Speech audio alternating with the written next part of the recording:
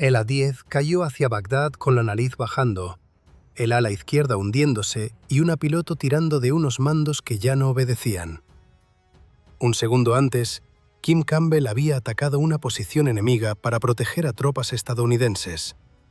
Un segundo después, su avión era metal herido, sin hidráulica, girando sobre una ciudad en guerra. El golpe llegó por detrás, seco, como si alguien hubiese partido la cola con un martillo invisible.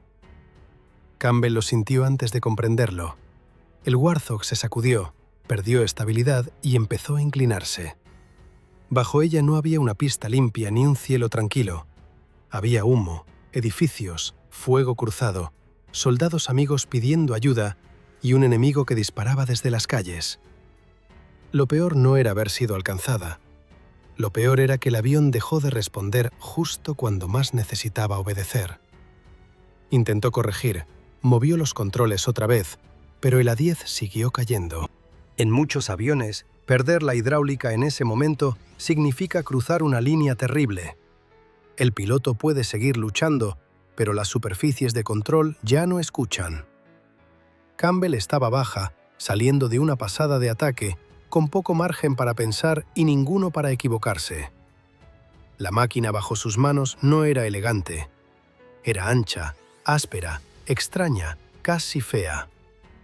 Dos motores altos junto a la cola, alas rectas, una nariz dominada por un cañón enorme y una cabina protegida para recibir fuego. Ese avión era el Fairchild Republic A-10 Thunderbolt II, aunque en combate todos lo llamaban Warthog. El apodo parecía una burla hasta que la guerra demostraba lo contrario. El A-10 había nacido para quedarse donde otros aviones solo podían pasar. Su trabajo era volar bajo, lento y cerca de soldados que no podían esperar una solución limpia desde una sala lejana. Tenía que mirar el suelo, distinguir objetivos entre humo y polvo, atacar cerca de tropas amigas y sobrevivir a armas que convierten un avión en una caída anunciada. Por eso la escena sobre Bagdad era más que una emergencia. Era el juicio de una idea. Durante décadas, muchos dentro de la Fuerza Aérea de Estados Unidos habían querido dejar atrás al A-10. Sobre una ciudad hostil, con la hidráulica destruida y tropas en tierra esperando apoyo, esa misma máquina era la única razón por la que todavía había una posibilidad. Campbell no podía pensar en reemplazos. Tenía que mantener el avión en el aire. El morro bajaba, la ciudad crecía en el parabrisas y cada segundo perdido acercaba el final. Los procedimientos existen para ordenar el miedo, pero no lo eliminan. Solo lo comprimen dentro de decisiones urgentes. Probar, revisar, cambiar de modo, sentir si la máquina responde y decidir si todavía hay avión o si solo queda tiempo para abandonar. Entonces apareció la opción que separaba al A-10 de muchas máquinas más sofisticadas: la reversión manual. No era una solución cómoda ni convertía al avión dañado en un avión sano. Era un último puente entre la piloto y unas superficies de control que ya no recibían ayuda hidráulica. Volar así significaba pelear contra el peso del aparato, contra respuestas lentas y contra una rigidez que hacía que cada corrección pareciera llegar tarde. Pero era una opción, y sobre Bagdad, una opción podía ser una vida. Campbell activó ese sistema y esperó la respuesta. Durante unos instantes, la diferencia entre sobrevivir y estrellarse dependió de algo invisible desde fuera. Cables, varillas, redundancias, decisiones tomadas años antes por ingenieros que habían imaginado este desastre. El A-10 dejó de hundirse con la misma violencia. No estaba salvado, pero ya no era una piedra. La nariz empezó a subir. La piloto recuperó una forma imperfecta de control, suficiente para alejarse del suelo. Aún así, salir de Bagdad no era lo mismo que sobrevivir. Sin hidráulica normal, cada fase siguiente podía convertirse en otra trampa. Bajar el tren, controlar la aproximación, tocar pista y mantener el rumbo. El Warthog seguía vivo, pero todavía tenía que probar que podía volver. Mientras Campbell ganaba altura, la armadura de titanio y los sistemas duplicados dejaban de ser datos técnicos. Eran una conversación silenciosa entre una máquina rota y una mujer que no podía dejar que el miedo tomara el mando. El A-10 no sobrevivió medio siglo porque fuera invulnerable. Ningún avión lo es. Sobrevivió porque fue construido desde una idea brutal. En la guerra real, las cosas se rompen. Los pilotos son alcanzados. Los planes fallan. Las tropas quedan atrapadas.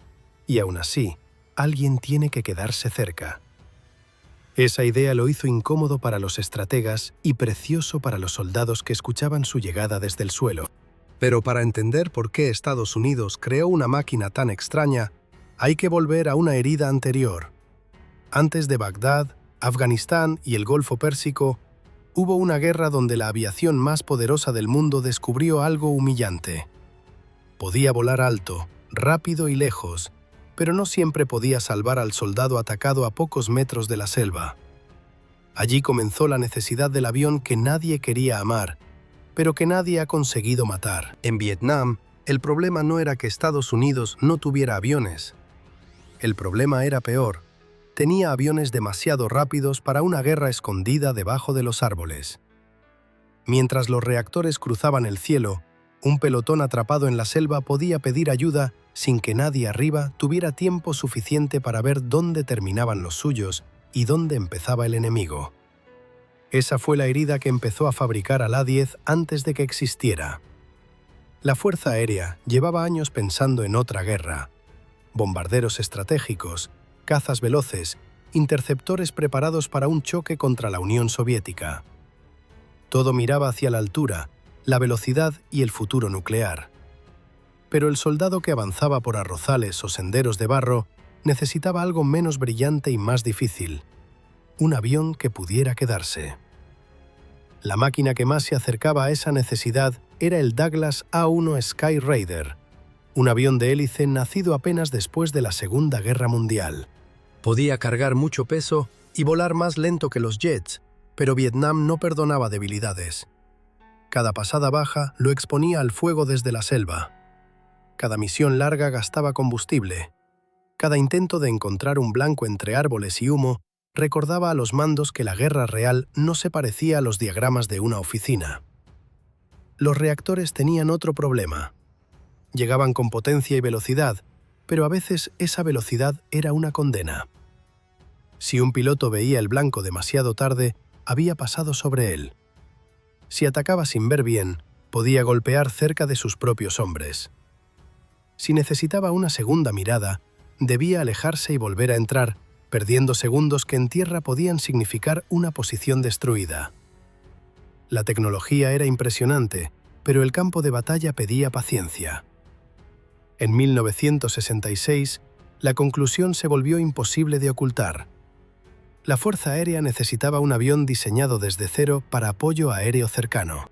No un caza adaptado, no un bombardero usado para otra cosa, no una solución provisional sostenida por valentía.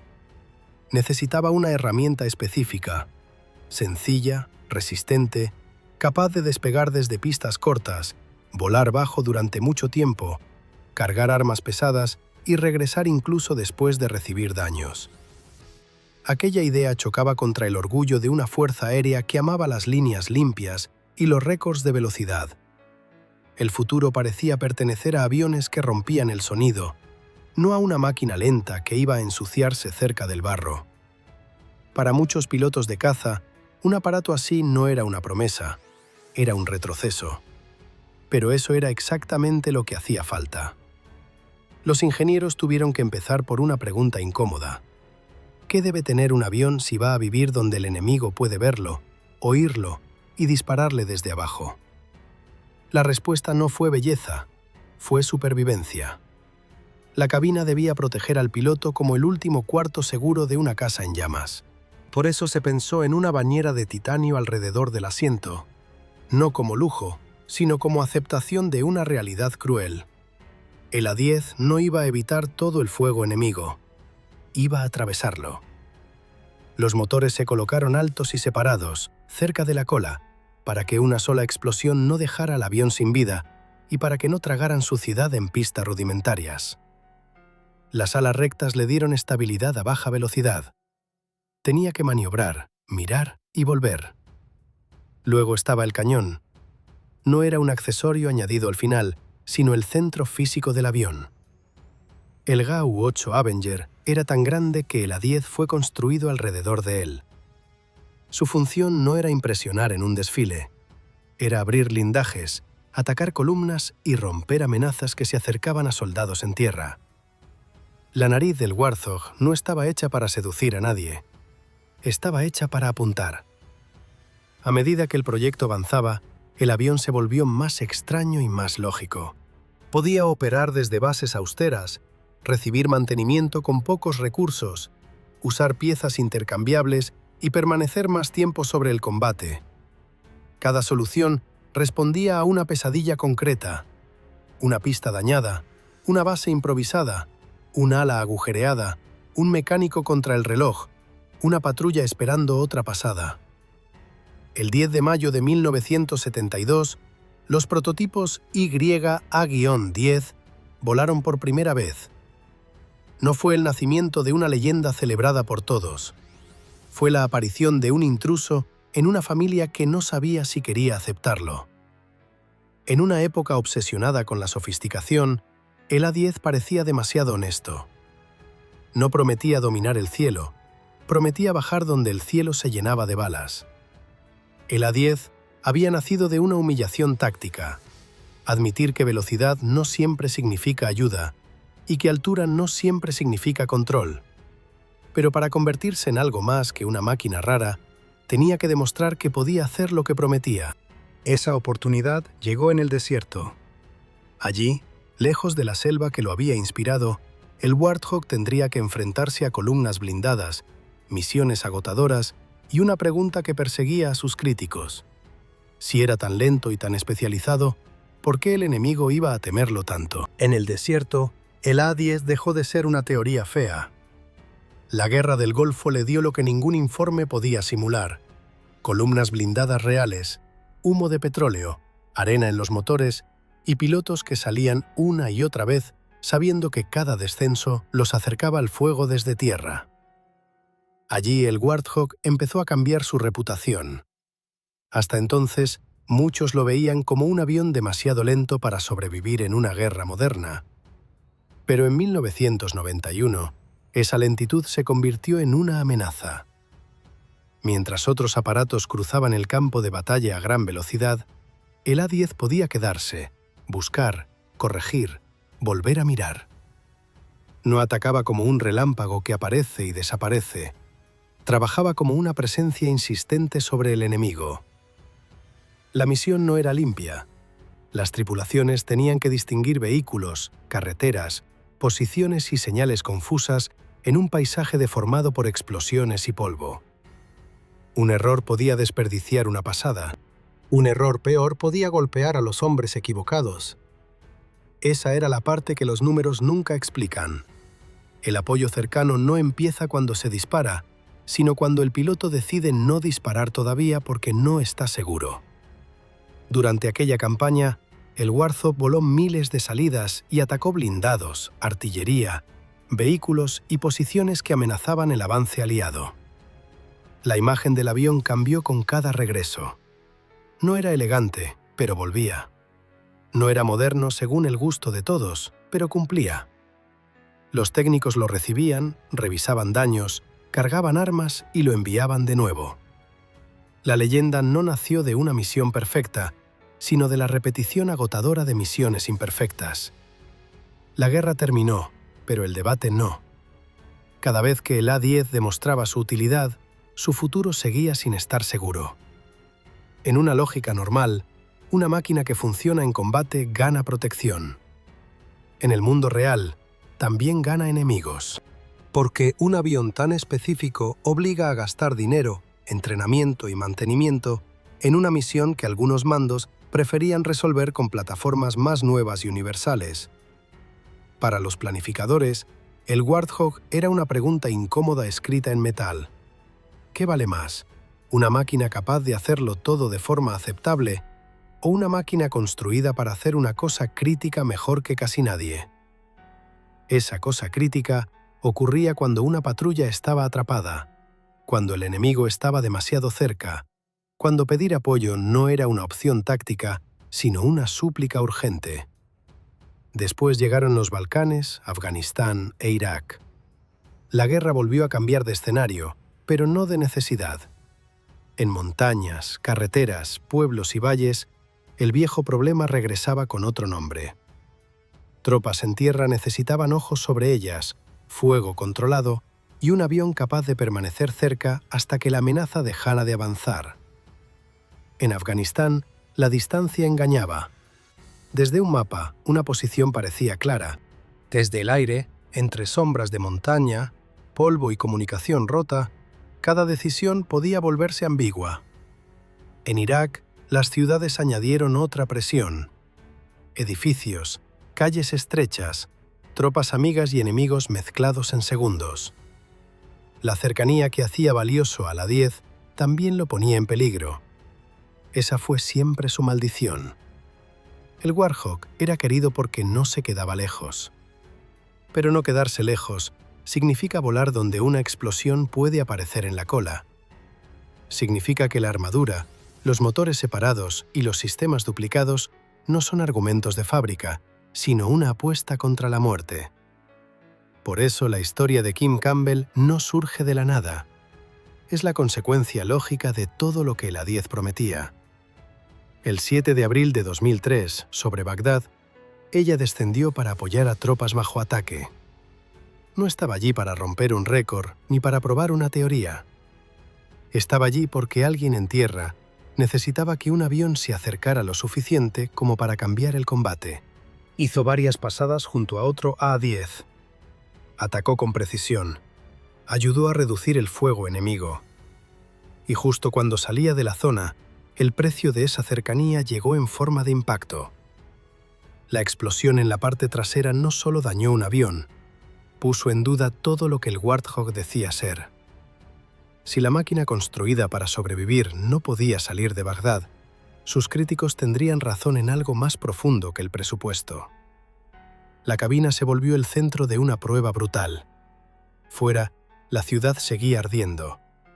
Dentro, una piloto peleaba con un avión que había perdido sus respuestas normales. El A-10 ya había demostrado que podía destruir, resistir y regresar. Pero ahora la pregunta era más pequeña y más terrible. ¿Podía salvar a una sola persona cuando su propio cuerpo mecánico empezaba a fallar? Ese era el punto más oscuro de la leyenda. El verdadero punto oscuro llega cuando el Salvador también queda herido. Y en los siguientes minutos, todo dependería de una idea que parecía absurda hasta que dejó de serlo. Volar un avión de ataque moderno casi a mano, como si la guerra hubiera arrancado medio siglo de tecnología en un solo golpe. Sobre Bagdad, Kim Campbell ya no pilotaba un avión completo. Pilotaba lo que quedaba de una promesa. El A-10 había sido construido para soportar castigo, pero ahora esa idea estaba atrapada en una cabina que vibraba, con la hidráulica muerta, el suelo demasiado cerca y una ciudad enemiga debajo. Campbell movió los controles, buscó respuesta, intentó recuperar una lógica normal. Pero el Warthog no respondía como debía. El ala seguía tirando, el morro quería bajar y cada movimiento parecía llegar tarde, como si el avión estuviera separado de sus manos por una distancia invisible. En una máquina sana, la hidráulica multiplica la fuerza humana. Hace que una orden pequeña en la cabina mueva superficies enormes en alas y cola. Sin esa ayuda, el avión se vuelve otro animal, más pesado, más lento, más terco. Y si ese animal está dañado, bajo y saliendo de combate, cada segundo roba altura. La opción que quedaba era la reversión manual. No era un botón milagroso. No borraba los daños ni devolvía el avión a su estado anterior. Solo permitía una forma cruda de control entre la piloto y las superficies que todavía podían moverse. Parecía una solución primitiva, hasta que todo lo moderno había fallado. Campbell la activó y esperó algo que pudiera sentirse como una respuesta. No una obediencia perfecta, sino una señal mínima de que el A-10 todavía estaba dispuesto a pelear. El avión dejó de hundirse con la misma rapidez. La nariz empezó a subir. El Warthog seguía herido, pero ya no era una masa cayendo.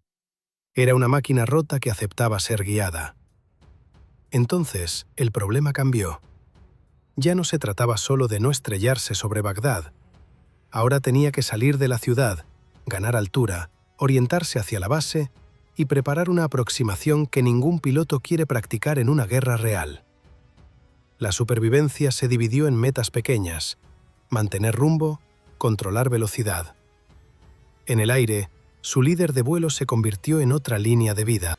Desde fuera, podía verla, hablarle y ordenar el caos, pero nadie podía mover los mandos por ella.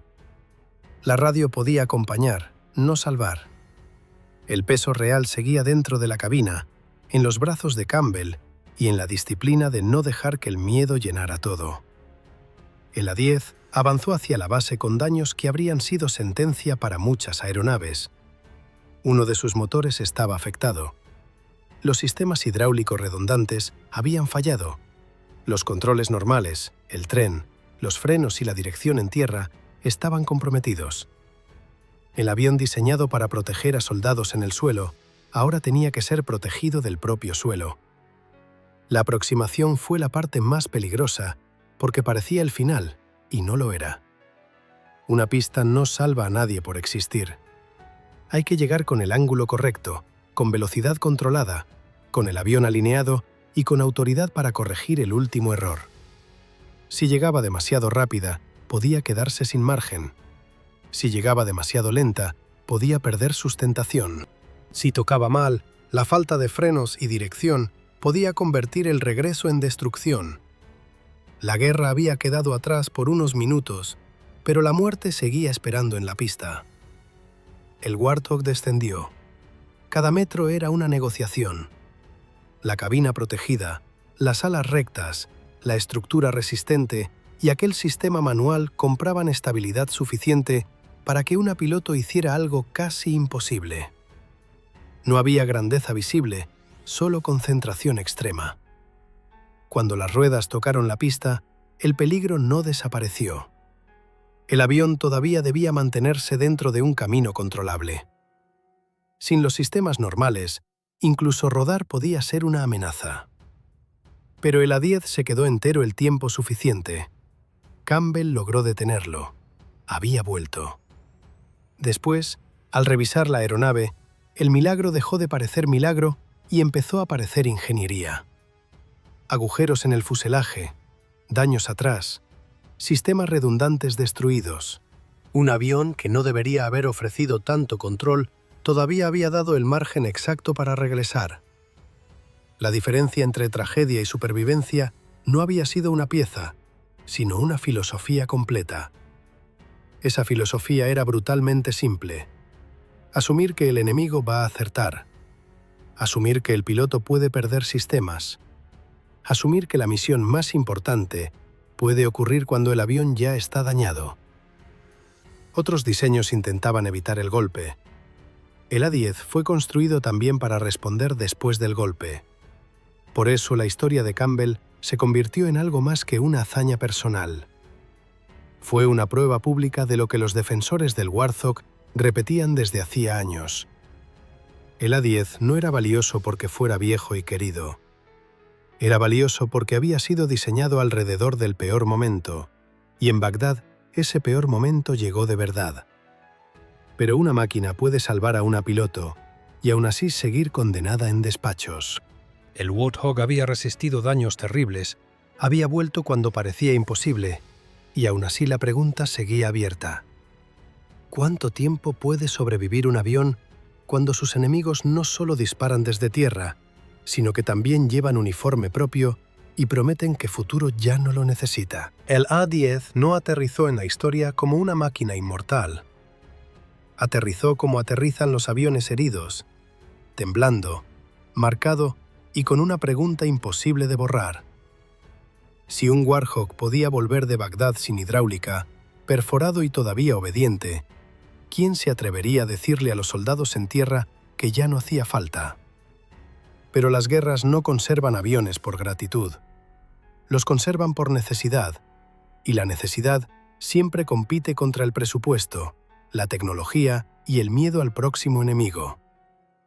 Después de Irak y Afganistán, muchos mandos miraron al A-10 como se mira una herramienta vieja que ha salvado demasiadas veces el día, pero que ya no encaja en el taller nuevo. Era lento, visible, ruidoso, y no estaba hecho para entrar primero contra defensas aéreas modernas. Sus defensores hablaban de hombres salvados en el suelo. Sus críticos hablaban de supervivencia en una guerra futura. El Warthog obligaba a la Fuerza Aérea a recordar una verdad incómoda. No todas las guerras se ganan desde lejos. Hay momentos en que la batalla se reduce a una radio temblando en manos de un soldado, a una coordenada dicha bajo fuego, a una tripulación que debe decidir si baja otra vez, aunque sepa que abajo la están esperando. En esos momentos, la velocidad no consuela a nadie. La promesa de un sistema más moderno no detiene una emboscada que ya empezó. Por eso el A-10 sobrevivió a algo más difícil que los disparos. Sobrevivió a los argumentos. Cada década parecía traer una nueva razón para retirarlo. Había que ahorrar, modernizar y apostar por plataformas más versátiles. Había que aceptar que el futuro quizás sería demasiado peligroso para un avión diseñado para acercarse tanto al suelo. Y sin embargo, cada vez que el mundo real volvía a ensuciar los planes, el Warthog seguía apareciendo en la conversación. Esa es la parte que se pierde cuando se habla solo de aviones. Un aparato de apoyo cercano no es solo metal, motor y armamento. Es una relación de confianza. El soldado que escucha el sonido del A-10 no oye una estadística. Oye una posibilidad. Oye que alguien lo vio. Oye que el cielo no está vacío. Para quien está atrapado detrás de una pared, en un valle o en una carretera bajo fuego, esa diferencia puede pesar más que cualquier debate estratégico. Los críticos tenían razones que no se podían desechar con emoción. En una guerra contra defensas aéreas avanzadas, acercarse bajo y lento puede ser mortal. Mantener una flota envejecida cuesta dinero, consume personal y obliga a elegir qué se financia y qué se sacrifica. El futuro no pregunta qué máquina fue amada. Pregunta qué máquina puede vivir mañana. Ahí está la tragedia silenciosa del A-10. Su leyenda nace de lo que mejor hace, pero su condena también. Fue construido para una guerra de proximidad, para mirar al enemigo de cerca, para proteger tropas a pocos metros del caos. Si el campo de batalla cambia demasiado, su mayor virtud puede convertirse en límite. Pero mientras ese tipo de combate exista, mientras haya soldados que necesiten apoyo inmediato y preciso, la pregunta sigue abierta. ¿Quién hará exactamente su trabajo cuando él ya no esté? Kim Campbell volvió a casa porque una cadena de decisiones hechas décadas antes aguantó unos minutos más de lo razonable. Los ingenieros que aceptaron el peso de la armadura, los diseñadores que separaron los motores, los pilotos que aprendieron a volar bajo y los mecánicos que hicieron regresar máquinas golpeadas estaban presentes de algún modo en aquella cabina sobre Bagdad. No como fantasmas heroicos, sino como una lógica acumulada. El avión había sido diseñado para el desastre, y cuando el desastre llegó, no se rindió enseguida. Al final, el A-10 no es el avión que Estados Unidos no ha podido matar porque sea invencible. Es el avión que no ha podido matar porque representa una necesidad que todavía no ha desaparecido. Pueden retirar unidades, reducir escuadrones, aplazar fechas o prometer reemplazos. Pero mientras exista la pregunta de quién se queda con los soldados cuando el combate se acerca demasiado, el Warthog seguirá volando dentro de esa duda. Algún día, probablemente, el último A-10 apagará sus motores. No habrá otra pasada, ni otro rugido bajo sobre un valle, ni otro regreso imposible con el fuselaje marcado. Ese día no morirá solo un avión viejo. Terminará una forma de entender la guerra aérea, la idea de que el cielo no sirve de nada si no puede bajar cuando la tierra se rompe. El Warthog nunca quiso parecer futuro, nunca quiso ser hermoso, nunca quiso ganar una guerra desde una distancia segura. Fue construido para un lugar más sucio y más humano. El punto exacto donde una misión deja de ser estrategia y se convierte en rescate. Si esta historia te hizo mirar de otra manera a esta máquina y a las personas que arriesgaron su vida junto a ella, apoya el vídeo con un me gusta, deja tu opinión en los comentarios y suscríbete para no perderte la próxima historia de aviación.